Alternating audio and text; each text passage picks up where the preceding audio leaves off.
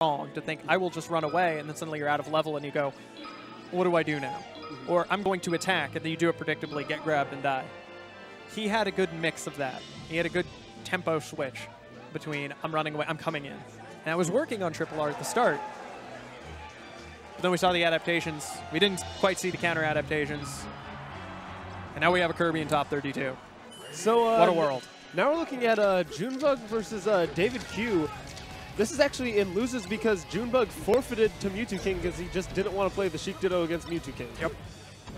Which, really, do you blame him? But anyways, going up against DavidCue, who is actually from Nebraska. Wait, is that Nebraska or Kansas? What is that? What is that state? Nebraska. I didn't want to say anything. Geography, not my strong suit. Ask me about geography in video games, and I know the dumbest stuff about the weirdest games. Ask me about like the world I actually inhabit, and it's not a good look. And DavidCue actually kind of running over Junebug right now.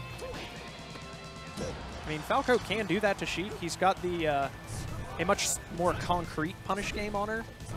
She kind of hopes to lift him up with dash attack tilt and then just shove him off the level. You've got the reaction tech chase. It's nice, but it's still not those meaty hits that just confirm.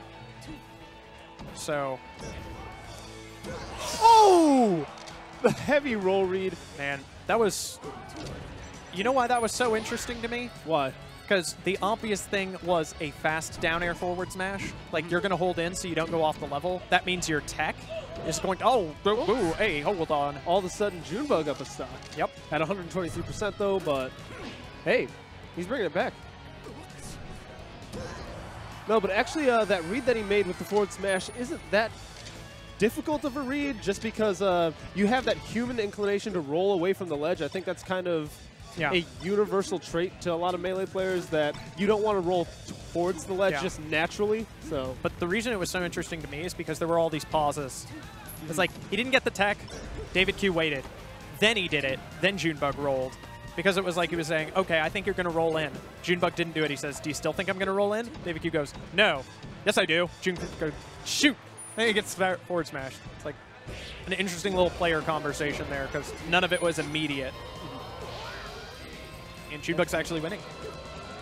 A lot of it had to do with that very vicious off-the-stage second stock he had. Gonna be another big F smash, and didn't immediately kill half of it, but he just grabbed the ledge, able to finish off that Junebug, I don't even think he would have recovered if DavidCue hadn't edgehogged him. I think he just didn't have the DI he needed.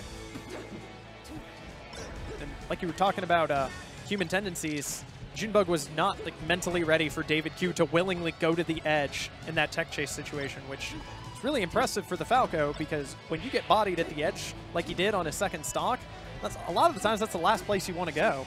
I think Junebug was banking on that, but DavidCue not giving him the obvious answers.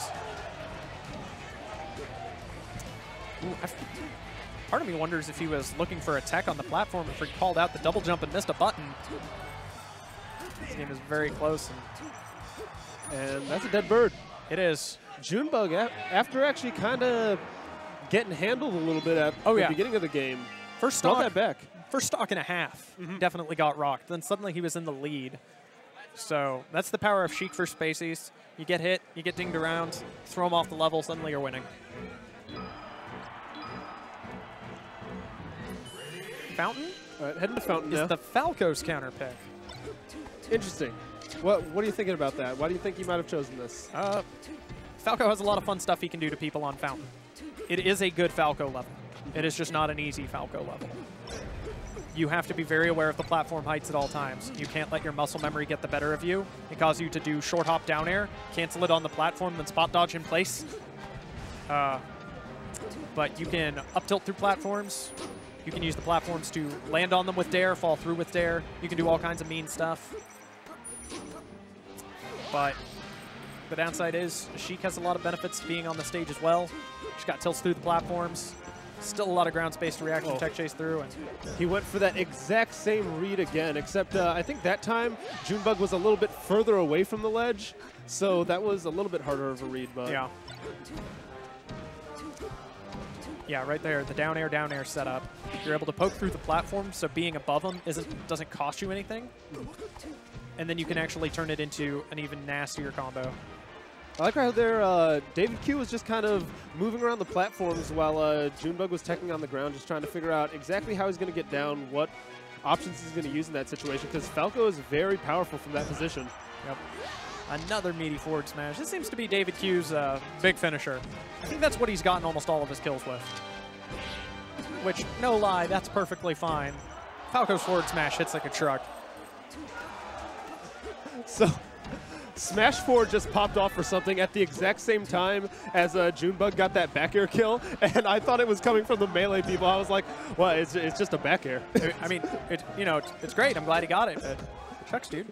And there, we see that tech roll in from Junebug again, but this time, DavidCue wasn't even around to punish it. So, never forget, sometimes reads aren't necessary. Sometimes being unpredictable isn't necessary. Sometimes you just do a good thing.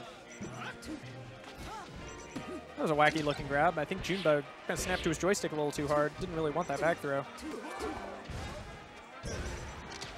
Once again, DavidCue maintaining control. Junebug getting just those little hits and sniping him. And this is Falco life. This is about as Falco life as it gets right now.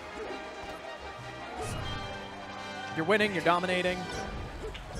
You get hit once off the stage, and suddenly you're Flappy Bird. No matter how good you are at Flappy Bird, eventually you lose. That's a sad truth. Ooh, but he's starting to get something going here. Yeah. That's a lot of damage. Yep. Not going to finish it quite yet, but Junebug definitely has a mountain to climb here. Yeah, he's stuck off the level. He does have his double jump. I think he must have thought DavidCue was going to let go of the ledge, call a air dodge or something. Yeah. I think Junebug is reading like 3 steps ahead into some of these situations, and DavidCue is just saying, I'm just going to do my thing. So now, yep, pretty reasonable. I feel like Junebug would have struck Yoshi's in this case. Yeah. Not wanting to die early. Leaving Pokemon open is a bit iffy. A lot of ground space for Falco to play with. Really hard to just force him to the edge. Oh my god.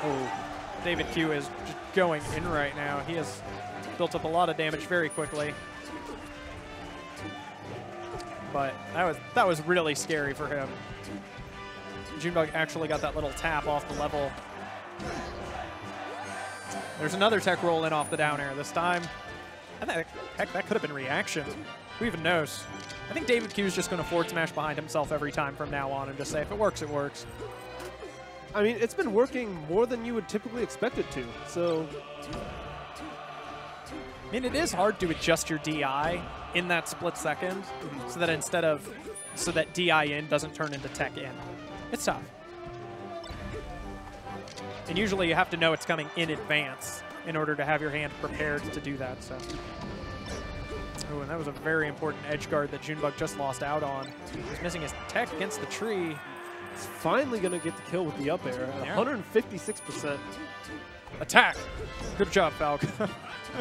Just coming straight at him, dude. Not messing around. Forward B moves faster than his dash. Might as well use it to attack. Yeah, not in the slightest. Oh. Wow. Yep. He's making it happen.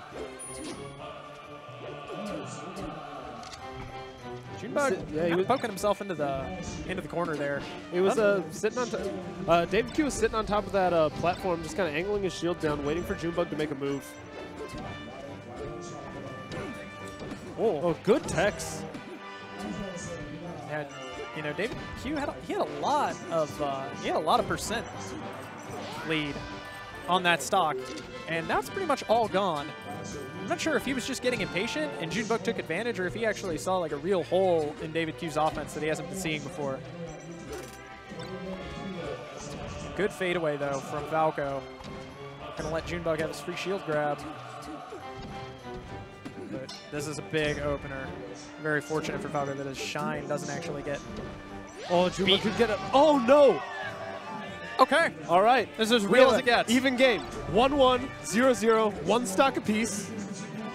DavidCue drifting left and drifting right. Not sure if he wants to play that close to the edge or if he wants to push his advantage. He just straight up rolls back in the center. I don't blame him. If I were him, I would get back into the middle of the stage right this second. I mean, the ledge is just such a dangerous place for Falco, having the recovery he does against Sheik, who can just back throw him off the stage and make his life hell. Yeah, but right there, those platforms sinking into the level, actually messing up a bit of the tech chase situation. This is potentially a big opening for DavidCue if he gets that next set. If it had been a shine, I think Junebug would have been dead. Oh!